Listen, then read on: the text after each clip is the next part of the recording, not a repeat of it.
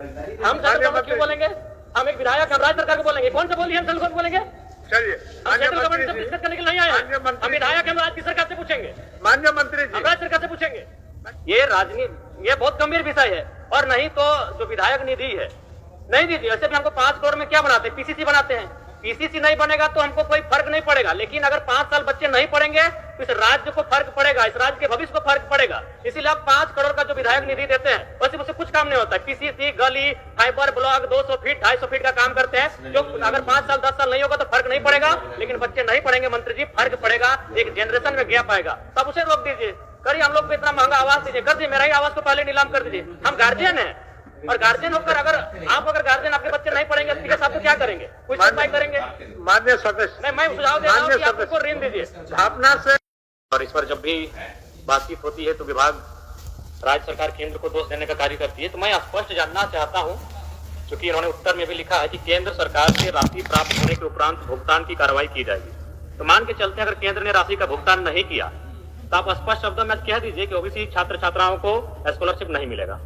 बस हम इतना जानना चाहते हैं। अगर केंद्र ने राशि का भुगतान नहीं किया तो आप देंगे कि नहीं देंगे? एक लाइन में कह दीजिए। काहे इतना मतलब विवाद खड़ा करना? छात्र राजनीति में क्यों पिसेंगे? एक लाइन में, अगर केंद्र ने राशि का भुगतान नहीं किया तो आप देंगे या नहीं देंगे? माननीय मंत्री महोदय। माननीय मंत्री जी, सर, क्लास 1 से 8 तक कोई प्रॉब्लम नहीं है ओबीसी का, क्योंकि सारा पैसा स्टेट देती है। प्रॉब्लम सर 9 और 10 और पोस्ट मैट्रिक का है, और ये दोनों में 60-40 का रेशियो है। अब कानून बना है तो अब बना है सर, तो हम लोग तो वेट करते हैं।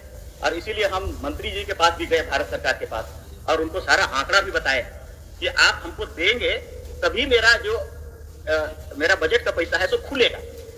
मतलब मेरे पास फाइनेंस रेजोल्यूशन है फाइनेंस डिपार्टमेंट का कि हाँ, कि वो नहीं देगा तो ये नहीं खुलेगा।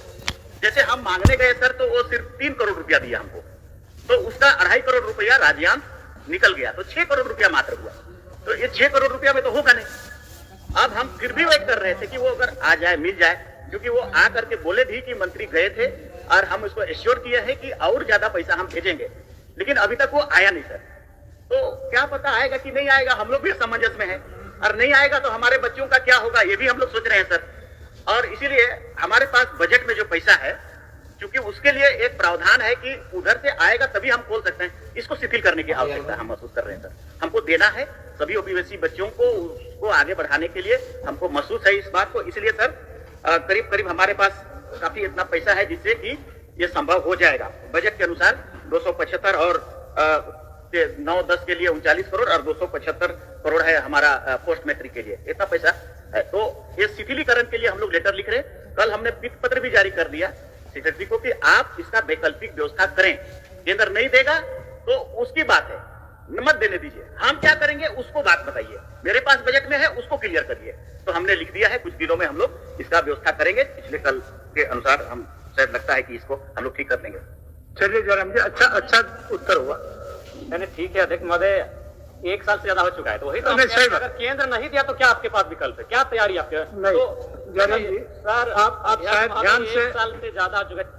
नहीं सही बात, हो चुका है, सही बात है। केंद्र आपका सवाल को मंत्री जी स्वीकार भी किए और पिक पत्र भी लिख चुके हैं। ये उत्तर नहीं हुआ। अच्छा, हम थोड़ा सा उनके आंकड़ों के अनुसार ही जानना चाहेंगे मंत्री जी से कि 2023-24 में कितना राशि स्कॉलरशिप के लिए भुगतान किया गया था 2023-24 में? माननीय मंत्री जी, 2023-24, हालांकि 2023-24 में आप शायद नहीं थे, फिर भी थोड़ा सा जानकारी हासिल करके। सर 23-24 में ठीक है, हाँ बोल रहे हैं। ये तो लिखा हुआ है 23-24 में 67.88 करोड़ हम लोगों ने डिमांड किया था। उसके बदले में 7.35 आया, केंद्र का हिस्सा इतना ही आया। 24-25 में 66.14 करोड़ रुपया डिमांड किया, 12 ही करोड़ आया। 25-26 में 45.91 करोड़ डिमांड किया, 3.95 ही करोड़ आया। फिर पोस्ट मैट्रिक में भी ऐसे ही हुआ सर, 271 करोड़ रुपया का हम लोग डिमांड किया, 77 करोड़ रुपया मात्र आया 23-24 में। 24-25 में 353 करोड़ का डिमांड किया, आया 33 करोड़। अभी 25-26 में 370 करोड़ का जरूरत है, उसमें 0 आया, एक और नहीं आया। तो नहीं आ रहा है तो क्या करेंगे हम लोग सर? वही तो मैं कह रहा हूँ कि ठीक है, मैं एक सुझाव देना चाहूंगा। बताइए सुझाव बताइए। मैं एक सुझाव देना चाहूंगा कि जब तक केंद्र का अंश नहीं मिल रहा है तब तक आप तमाम छात्रों को ब्याज रहित ऋण दे दीजिए। जब अंश आ जाएगा आप काट लीजिएगा। ये राजनीति, ये बहुत गंभीर विषय है। और नहीं तो जो विधायक निधि है नहीं दीजिए। ऐसे भी हमको 5 करोड़ में क्या बनाते हैं, पीसीसी बनाते हैं। पीसीसी नहीं बनेगा तो हमको कोई फर्क नहीं पड़ेगा, लेकिन अगर 5 साल बच्चे नहीं पढ़ेंगे तो इस राज्य को फर्क पड़ेगा, इस राज्य के भविष्य को फर्क पड़ेगा। इसीलिए आप 5 करोड़ का जो विधायक निधि देते हैं वैसे मुझसे कुछ काम नहीं होता है। पीसीसी, गली, फाइबर ब्लॉक 200 फीट 250 फीट का काम करते हैं, जो अगर 5 साल 10 साल नहीं होगा तो फर्क नहीं पड़ेगा, लेकिन बच्चे नहीं पढ़ेंगे मंत्री जी, फर्क पड़ेगा। एक जनरेशन में गैप आएगा, तब उसे रोक दीजिए।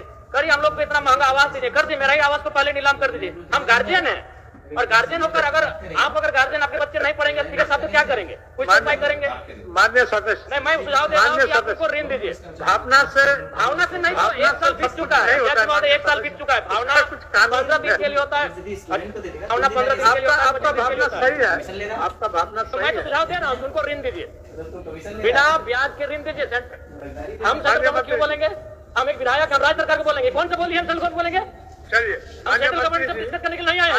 हम विधायक, हम राज्य सरकार से पूछेंगे, माननीय मंत्री जी, हम राज्य सरकार से पूछेंगे। बोल रहा ये ऋण का बात नहीं है। हमने जैसा आपको कहा सर, मैंने क्या कहा, मैंने ये कहा कि पीठ पत्र हमने जारी किया है वित्त विभाग का रेजुलेशन को शिथिलीकरण करने के लिए। तो क्यों ऐसा किया? पैसा लाने के लिए। ज्यादा से ज्यादा जल्दी से जल्दी पैसा आएगा, हम लोग डिस्ट्रीब्यूट करेंगे। लेकिन हम केंद्र का हिस्सा है तो उसको देना उसका ऑब्लिगेशन था कि नहीं था, उसको वेट करेंगे कि नहीं? वेट कर रहे थे, नहीं आया तो अब हम अपना प्रक्रिया शुरू कर दिए स्टेट का पैसा देने के लिए।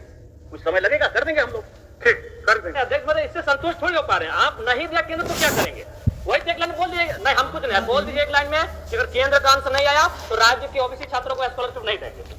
जयराम जी, माननीय मंत्री ने बड़ी उदारता के साथ आपको जवाब दिया। महोदय, आदरणीय मंत्री जी से हम कहेंगे 1 साल से ज्यादा हो चुका है। ठीक है, विलंब के लिए मंत्री जी को भी दुख है, तकलीफ है, और उन्होंने इसको भुगतान कराने की दिशा में वित्त पत्र लिख चुके हैं। एक नियम है, उस नियम को शिथिलीकरण करने के लिए, तो जैसे ही शिथिल हो जाएगा भुगतान क्या बच्चों, हम बोल रहे हैं, तो ऋण दे दीजिए ना, बिना ब्याज पर ऋण दे दीजिए।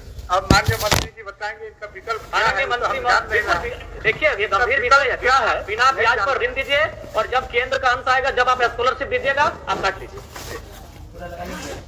सर, ऋण एक तो सरकार या विधि या विभाग बैठिए जरा से चलता है ना सर। अब वो ऋण कहाँ से आए, कौन जगह से कौन फंड को हम देंगे?